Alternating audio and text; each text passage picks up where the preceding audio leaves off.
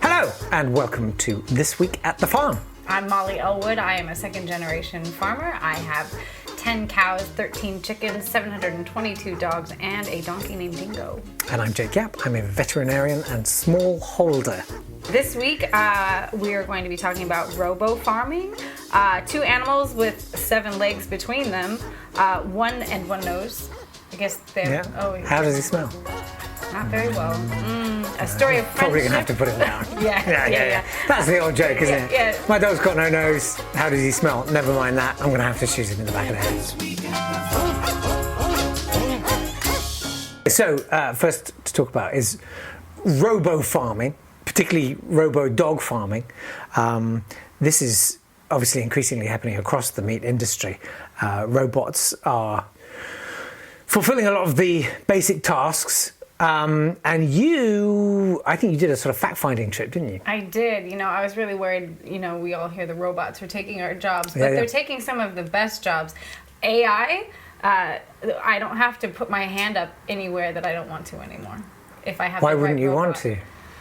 Sometimes it's tight. It's just tight. It's a tight fit. So I went to Dusseldorf and I went to check out the Animal Robot Festival, which had there. It was really great. It was mainly around robots milking cows. Right. And robots feeding baby cows. Yeah. But a lot of the machinery can be used in different ways for dogs. And so I went there and I was really surprised by some of the stuff I saw. Yeah, I know that it's much more difficult because we've been asked quite a bit about this.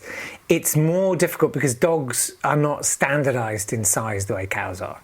So you only have to design one milking robot for cows.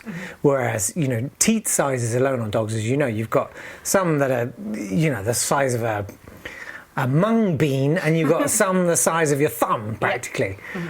So that alone is problematic. And I know that when you went to do stuff, they tried to do a demonstration, I think, but they had the Great Dane milkers. They messed up, and they had Pekingese dogs, and it just ripped the legs off them or something. It did. It was pretty bloody. There's some children with a local 4-H group. Very horrified, but we all need these life lessons. So it's a fact of farming. It is, yeah. And so I got kind of excited thinking that we could use. Landon has a couple leftover standing desks from when he used to work in software. Oh, right. When the office, that was such a thing. It was, and when the office closed down, nobody cared what was in the office, so he just took some. Oh, cool. So we have a whole shed that's filled with these standing desks, and we thought that we could retrofit them to lift them to the height.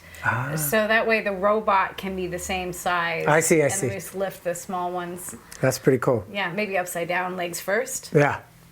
The other problem, of course, is that cows' breasts generally are quite bald, like human breasts. Right.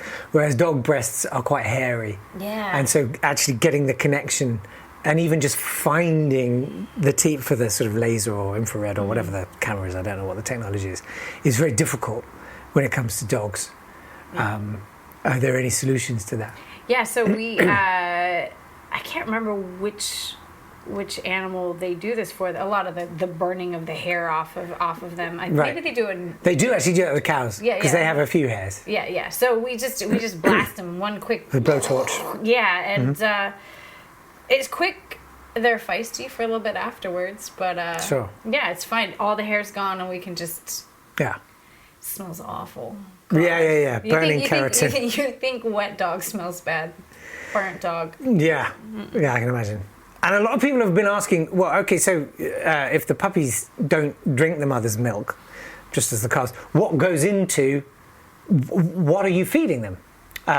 You were the one who helped come up with what the secret was. I did some consultation on it, but I came from a place of total ignorance about it. It's put in its basic sense what we feed the puppies, just like with calves.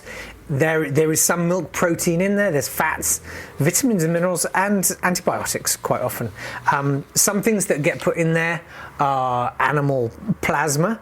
That's a concentrated source of protein. I mean, as you might imagine, it's extracted from the blood of the other animals' stuff. And then we'll put in either vegetable oils palm oil, coconut oil. I know some of those are a little problematic for some people. They don't like to eat palm oil, but we feed them to the animals. It's nice when you have a buffer between you and the palm oil. Or even when you think about it, you said to me, well, what is milk? Largely, it's fat. And you can just use a different fat. So you could use palm oil, but actually we'll use tallow or lard. Oh, yeah. So calves, puppies, they will enjoy a diet of animal fat. Also, because it's February, #February. February, of course. Wow. Yeah. It's the month we celebrate all things milk. So, a lot of people have been talking about dairy and how it's related to veal, asking about our veal puppies. And one thing that I love to tell again and again is how veal is this incredible sustainability story. Because not only are our veal puppies the side product, the byproduct of dairy, but we also get to feed them the leftovers from when we're making cheese. So when we're making our dog cheese, you're left with whey, which everybody knows is fabulous for building muscles. And that's also because we eat so much cheese, we have so much whey, which is why there's whey in everything. And that's why I would urge people to keep eating cheese, because you are very directly contributing to that system. It's hugely beneficial. Hashtag upcycling. It's the cheese industries, the meat industries, the dairy. Yeah. It's beautiful. Do you know what? I could not give up cheese. No, me neither. You could offer me £1 million, and there is no way.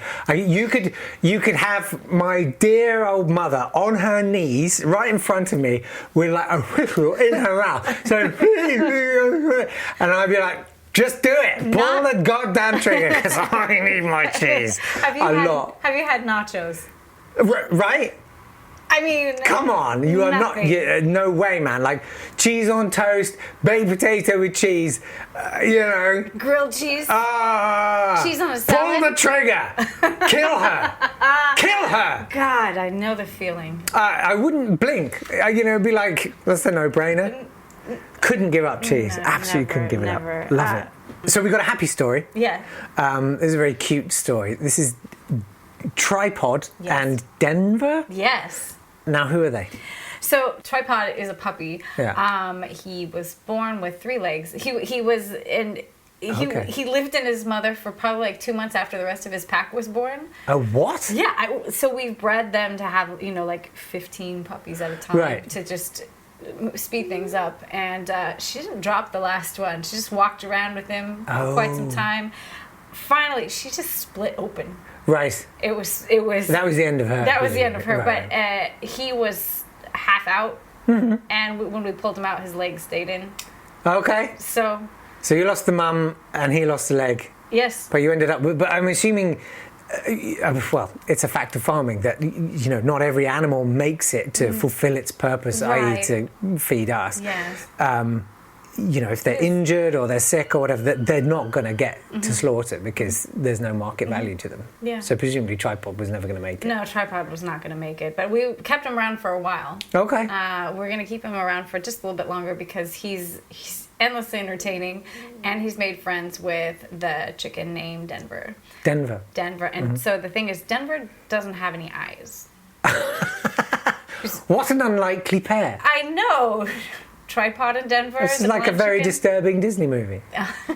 Well, why does he have any eyes? I think they were pecked out by one of the other chickens. That's why you got to debeak. Yeah, I mean. You got high density chicken population. You got to debeak. Yeah, so they guide each other around. Tripod helps Denver find food. Right. And then Tripod kind of leans on like Denver. A prop. Yeah, I get it. Yeah. Denver will. Yeah. So they're really cute. We made a bunch of YouTube videos of them. And we've reached that monetizing point with them. Okay. So you've kind of had the value. Yeah. So the dodo picked it up. It was really cool. Oh, lovely. Yeah, dodo's so cute. Those stories. Yeah.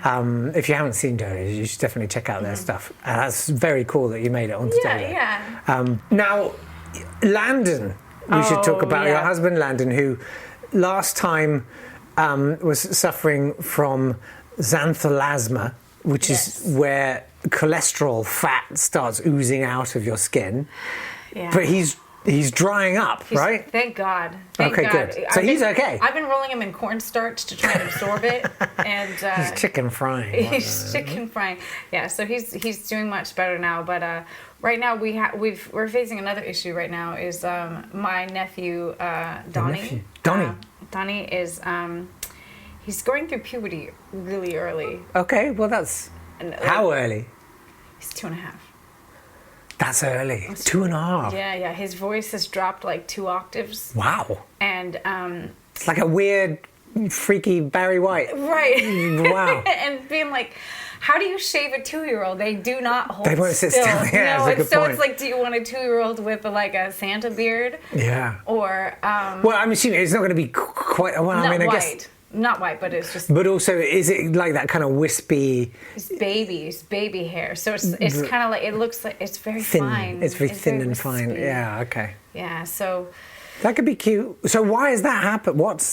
If you consume a lot of meat and dairy at a young age, right, it can really advance and change the hormones in your body. Really? Yes. And so this was an experiment that my sister-in-law was doing. Yeah. Of let's see how early we can get our child eating dog meat and dairy. And we were all excited. Most kids are so picky, right? Yeah, right. And Donnie was so good. He cleaned his plate every time. Amazing.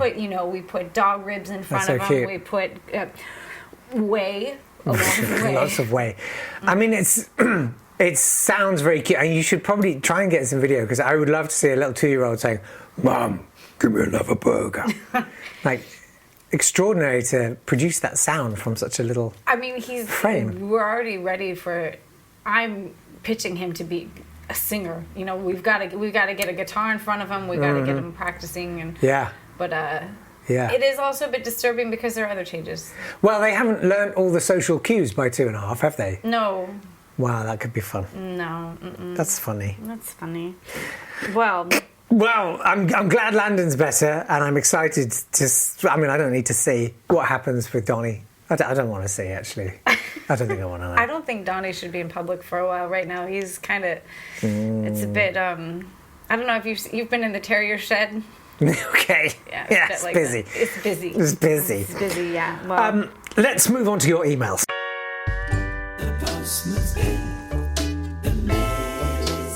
Don't forget, you can always email us at podcast@elwooddogmeat.com. Yes, and our first email comes from Lydia, who says, "Hi, Jake and Molly. I'm a long-time listener of TWAT Farm." Okay, I mean, it's episode 4. Massive fan. Long time listener. Sure. Season 1. And I'm fascinated by the world of dog farming. I'm curious about the day-to-day realities of life on a dog farm. What are some of the biggest challenges you face, and what are the most rewarding aspects of your work? Thanks, Lydia. What would you say is the biggest challenge? Getting the blood off my hands. That's so funny. Because my answer was blood. But far away, blood. It is.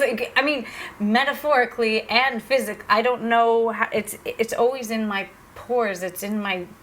Yeah. Under my nails. But it's also like, if they bleed out, or there's fighting or whatever, it gets in the stalls, it gets in their fur. It's a nightmare. It is. It's, especially the white dogs. It's pretty gross. And also, it's the expense of the blood, because you can't sell it for a huge price. There is some money to be had. We talked about plasma earlier on and stuff. And you will sometimes see, if you're driving on a motorway, you'll see those big tankers, and they're filled with animal blood from the slaughterhouse. But I mean, there's very little money to be had out of it. One of those crashed on our farm road last week. What? Oh. Wow. Pretty gory. You could have shot a really cool horror movie. You should have done that. Well, it was really awkward because the nephew got into it. He was rolling around in it. Of course he was. Yeah. He's confused, I mean, nobody knows what happens if you hit puberty at that age, what you're going to be into. God, getting the blood off a 2-year-old. Yeah, I mean, my kid at that age was really into car transporters. I shudder to think if he'd hit puberty, what would be happening there? Too bad. It's too bad. That's real bad. Yeah. What about the rewards, though? I'll tell you, for me, it's actually seeing the puppies. Whenever you get a new batch of them coming in, and particularly for me, if I know that I made them. You know, if I've done the artificial insemination myself, if I've pushed the straws up there into all those little dog vulvas, seeing that direct result of your work. I feel a bit like a father. Yeah, and they're just so cute. I mean, obviously, they're still technically puppies when they go off to slaughter, but, you know, they've had a good, if very short, life. And it's a fact to farm it, guys. How will you feel when your AI job is taken over by an AI robot? You know, I think every farmer would say that, you know, every task, every sort of daily task that you have to fulfill, whether it's inseminating them or worming them or dehorning them or whatever, you know, it's a way of connecting with your animals. And there is something to miss in that. But at the same time, it's more money. Right. So what are you going to do? And also, I feel like you're going to get as much reward from greasing up and tinkering with your robot dog that you're going to get from greasing up and tinkering with your mother dog. Yeah, you know? And their precious vulvas. Yeah, that's a good point. Yeah. Good point. Next email. Dog belly cooking tips. Hi, Molly and Jake. I'm a huge fan of your show, and I'm always looking for new culinary inspiration. For an upcoming dog-themed dinner party, I'm hoping to impress my guests with a delicious dog belly dish. Oh, nice. Could you share any insider tips or unique cooking methods for preparing dog belly? Any special marinades or cooking techniques you'd recommend? Thanks, Patrick. Dog belly is fantastic, and everybody loves dog belly. It can be quite fatty. It's one of the fattiest cuts of meat there is. That's why you love it. But it is why you love it. I think going low and slow obviously is, you know, everybody kind of knows that. But if I have a top tip, if you get boiling water and scald the skin before you cook it, it still behaves like living skin. So just, you know, with your own hand or whatever, it contracts the skin. You can watch it. It behaves like skin. But it also opens the pores up. And that allows, I'm sorry, it's still a bit fresh with Landon. The pores open and the fat releases. And that means you get crispier skin. Yeah, I have been able to eat dog belly since Landon's. Really? No, at least not like that. Come on. Yeah, it's a little... I was looking at it all the time, so yeah, move on from You'll that. You'll get back on the horse. I'll be back. Yeah, but so that means that my favorite way to do it is barbecue. Oh, yeah. Well, it's such an American thing. I know, it is. Barbecues, do you do them? Oh, yeah, like twice. Twice a decade. In your life? Yeah, we just have the barbecue always outside. Barbecues in the UK, they're always hosted by someone called Ollie. Who will have someone who wants to be their fiance but hasn't got there yet, who insists on calling him Oliver because she thinks it sounds nicer. And he will have Oakley sunglasses that he wears on the top of his head. All the time. All the men have to be in shorts. All of them. Doesn't matter what the weather is, though. I didn't know you And they had have those to wear people like here. a stripy shirt. Oh, okay. And those are the rules. Do they wear the sunglasses on their head like 11 o'clock at night? They're still in them? Oh, yeah, 100%. Okay. Yeah. They're just there as a sort of statement. Okay. What about American? Oh, American barbecues is like every morning. Yeah, it's just we have it going. We have the green egg smoker going in the back, and we just pop into that the way we pop into the fridge. We're like, what's in there? Oh, of course. Yeah. So when I like to make the dog belly, we rub it. I'm going to read from my notes. Sure. Because I don't do it that often, but I do want to make sure that people know how to cook this. We rub it with salt, and the drip tray is very important, so you don't... Oh, yeah, because otherwise it will burn on Yeah. So we crisp it with a sauce, and the sauce is ketchup, apple juice, brown sugar, ACV, chili sauce, and American mustard. Not your French stuff. Come on. However, I did learn something from your people, which is the brown sauce. Really? Yes, it really just adds a little It's a little fruity. Yeah. I like that. And then I really like you could, what is it?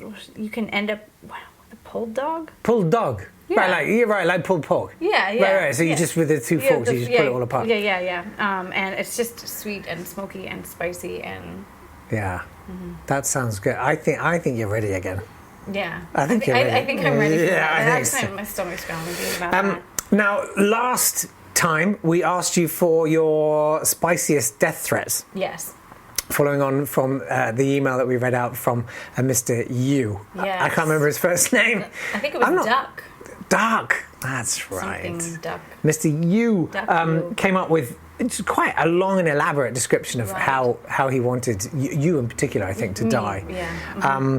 But we've had some. We wanted. Can anyone better it? Because you were drowning, I think, and Hit burning by in a hell. car, and my grandmother and your grandfather on his knees, and all the rest of it. You know, I love cheese. Shoot it. So we've had some colourful death threats. Why don't you take the first one?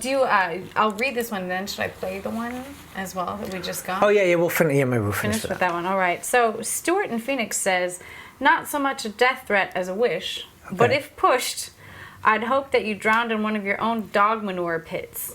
Love the show. That's a thing. It is. I mean, that does happen. That happened to one of my great step uncles. Oh really? Yeah. He drowned back in the pit bull manure pit. Oh. The pity pit. Right. Because you should never help someone drowning as well. Never. That's the trouble. That's the trouble. Because if you can end up. You could end up drowning. So if ever you see anyone drowning, just walk away. You have to leave them. Yeah. It's just. You could go in the pit, and then other people go in the pit, and it's just an endless chain. Yeah. So we just let him drown. Yeah, of course. And that's the right thing to do. Yeah, I think he's probably still in there. It's kind of like one of those bog men from Scotland. Oh wow. Yeah. 4,000 years from now. Yeah, they're gonna find him. That's cool. That'll be cool. Very cool. Very cool. Brianna in New Hampshire says, I would leave some of your precious dog meat out in the sun, maybe in some Tupperware, so it gets good and fizzy, so you could die watching your own intestines coming out of your mouth as you vomit to death. Okay. I quite like that. That's pretty creative. I'm not against that. I mean, I've eaten fizzy hummus. I don't think I've eaten fizzy dog. That sounds good. Yeah. Kind of something you get at the state fair. Well, you know, one of the things you get in calf and puppy feed is fermented colostrum. Now, I've never tried that. I know colostrum is quite a buzz thing at the moment. People are very into that, like raw milk. You know something we like to do? What? Okay, we've only done it once. Okay. But since we've been around since 1981... Well, did you do it by accident? Did you leave something on a window? Kind of. Okay. No, it was... somebody was into prepping and was worried about something happening, and so put a bunch of fetal pups in jars and then buried them in the backyard. Okay. And then we found them, and it turned out they had aged like eggs, right? And it was like a 1,000-year-old pug egg, but it was a 1,000-year-old fetal pug. Wow. But it wasn't 1,000, it was 20 years. Had many layers, and once you got into the middle of it, it was super soft. It was like eating boiled shrimp. Like gelatinous kind of, I can imagine almost a jelly. We spread it on toast. Wow. I would be curious to try that. What was the flavour? It was kind of smoky, kind of blue cheesy. Yeah. Almost that kind of, almost like sweat. Yes. Like eating sweat. Yes. Yeah. I can imagine that. Yeah, that's pretty good. Yeah. We should do that again. You know, the thing is, you got to always plan ahead. You've got to do that now because in 20 years. Right. Yeah. Matt in Arbroath. Arbroath? Yeah. Simply says rabies. Well, thank you for those. Do keep them coming. Yeah. We discussed last time it was irrational exercise fears. Oh, yes. Because you were worried that if you did a press-up, your arms would just pop out of your shoulder sockets and your torso would slap to the ground, yeah. Amazing. Yeah. Well, we asked for some of those from you, and Mary says, when I'm doing particularly hard set of almost any exercise, I worry I will clench my teeth so hard they will either crack or sink so far into my jaw that it goes weirdly flat. Okay. I do worry about that. I worry about sort of... Yeah, and then they just shatter. Yeah. That kind of clink, clink, clink, clink. I think it's too many cartoons. Yeah, maybe it is. Yeah. Or maybe it's dreams fact. about money. I'm fine. Subsidies. That's farming, guys. Yeah. Back to farming. Finally, then, we have an email from Ellie who says, after reading your page, as in Facebook page, I'm absolutely furious, and you're lucky I don't call the FDA on you. Why? Well, it's simple. How are you going to be a local provider of ethically sourced dog and hound meat and not even offer raw dog milk? Do you offer raw dog milk? We do not offer raw dog milk. Okay, so don't even think about... Don't ask about it. Yeah, because you won't get it sold to you quietly because it's not strictly... Nope. Okay. Well, Ellie's a big fan. She says, raw dog milk has many health benefits that are destroyed by the pasteurization process. And most importantly, the taste and texture just is not the same. The pasteurized stuff has a silky mouth-coating texture that, while acceptable, does not come close to the musky, grainy qualities that come straight from the bitch's teat. How can you not provide these proven benefits to the community? We don't. We definitely don't. We don't. Sure, the puppies eat their shit and then lick the nipples, and most of the time the dogs have to lay in their own feces, but I'm willing to take the risk so I can produce the dog roquefort my community has come to love. Do better. Okay. Also, do you sell Great Dane tomahawk steaks? Asking for a friend. Yes. To the tomahawk steaks. Okay. Definitely. And definitely no raw milk. You can definitely not ask for it at our farmer's market table or visit us at the farm. Yep. Address is at the bottom of the website. Yeah. And we will definitely not meet you at the green barn door. Yep. Look for the orange cooler. It's podcast at elwooddogmeat.com. If you would like to get in touch, we would love to hear from you, whether it's something about cooking, something about animal farming, whatever it is. We would love to hear for also any exercise fears you've got and your fruitiest death threats. Do keep those coming. Can we end with the one audio death threat really quick? Yes, absolutely. While Molly's getting that ready, I'll remind you that if you wanted to support the work we do, you could head to patreon.com/Elwood Farms. Yes. Where we have lots of bonuses and surprises and things that you can get. There are t-shirts, there are stickers, there are all sorts of things to be had for our supporters. And supporters get access to a little bonus feature that we do, which is voice notes from the farm, which I think it's your turn to do the next one. Sorry about the sirens, but somebody's picking up the. Somebody might. It's the raw dog milk police. It happens. Or somebody fell in the pit. I won't just walk away. Yeah, right. What can Back you do? to farming. All right. Here's a final death threat for everyone. Oh, nice. Here we go. No name attached to it, but Okay. Hi, I'm calling for my order for you to blow your brains out because you shouldn't be alive. Fuck PETA. I like this. I'm calling my order to blow your brains out, and then there's a massive pause where she was like, "That's all I had." It's like that was the joke. I was ready, and now I don't know where to go. I don't know where to build. Where's my yes and on that? Oh, she missed it. You had one chance. Yeah, she needs to go to some improv classes, I think. Well, it's still very welcome. If you want to leave us a voice note with a death threat, you can. You can find the phone number on the website. It's elwooddogmeat.com. That's it from us. Thanks so much for joining us. See you next time. Bye.